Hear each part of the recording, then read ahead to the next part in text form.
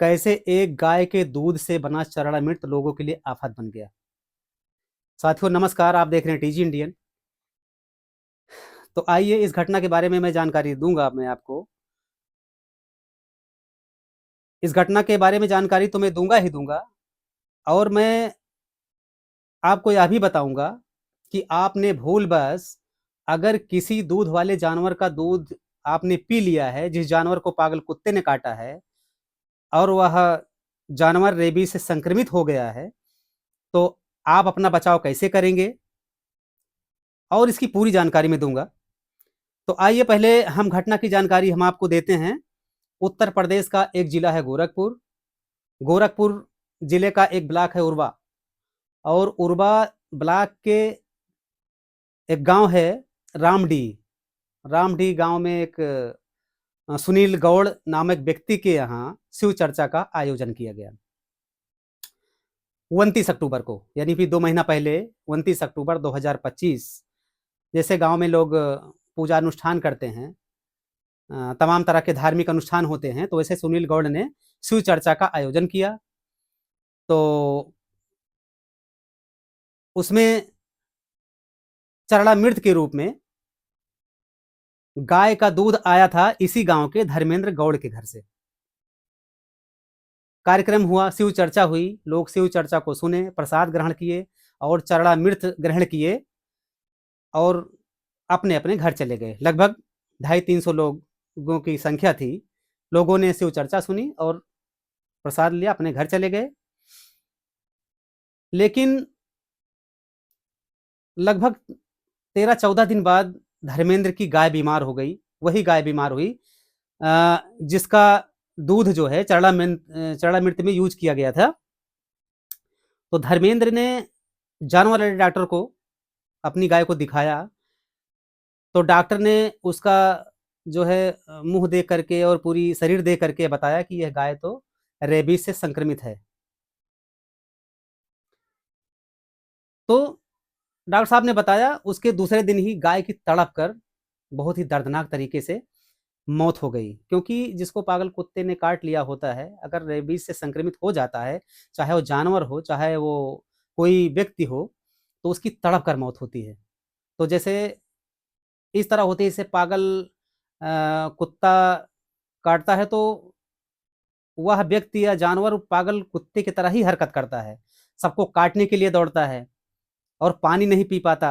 बहुत ही दर्दनाक मौत होती है रेबीज हो जाने से। तो 29 अक्टूबर को शिव चर्चा थी, 15 नवंबर को गाय की मौत हो जाती है। लेकिन जैसे गाय की मौत होती है तो यह गांव में पूरी बात फैल जाती है, जैसे जंगल में आग की तरह बात फैलती है। और लोग जो है नात रिश्तेदार जो आए थे इस कार्यक्रम में, उनको भी जब यह बात पता लगती है तो लोग घबरा जाते हैं। तो घबरा करके लगभग रामडीह जो अस्पताल होता है सरकारी प्राथमिक स्वास्थ्य केंद्र, वहां पर लगभग 190 के करीब लोग पहुंच जाते हैं और बोलते हैं, डॉक्टर साहब हमको रेबीज का इंजेक्शन लगा दीजिए। तो डॉक्टर भी सन्न रह गए कि आखिर किसी पागल कुत्ते ने या किसी जानवर ने इतने लोगों को एक दिन में कैसे काट सकता है।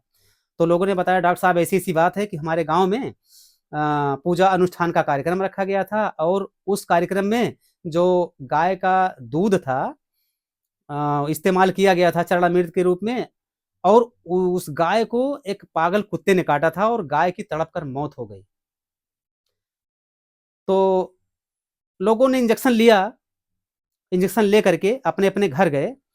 और जो लोग नाते रिश्तेदारी से आए हुए थे, दूर दूर से आए थे, शहरों से भी लोग आए हुए थे, उनको भी खबर दी गई कि आप वहां पर रेबीज का इंजेक्शन ले लीजिए। तो लोग इंजेक्शन लिए। ये तो थी घटना।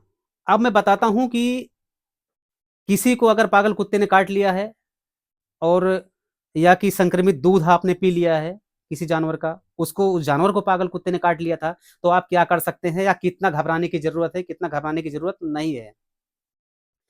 तो डब्ल्यू एच ओ जो विश्व स्वास्थ्य संगठन है, उसके मुताबिक अगर किसी दूध वाले जानवर का जिसको संक्रमण हुआ है, आप दूध पी लेते हैं, तो या तो दूध सबसे अच्छी बात है कि आप दूध उबाल कर पिएँ। अगर भूलवश अगर आपने दूध पी ही लिया है तो उसमें कोई घबराने वाली बात नहीं हुई है, नहीं होती है।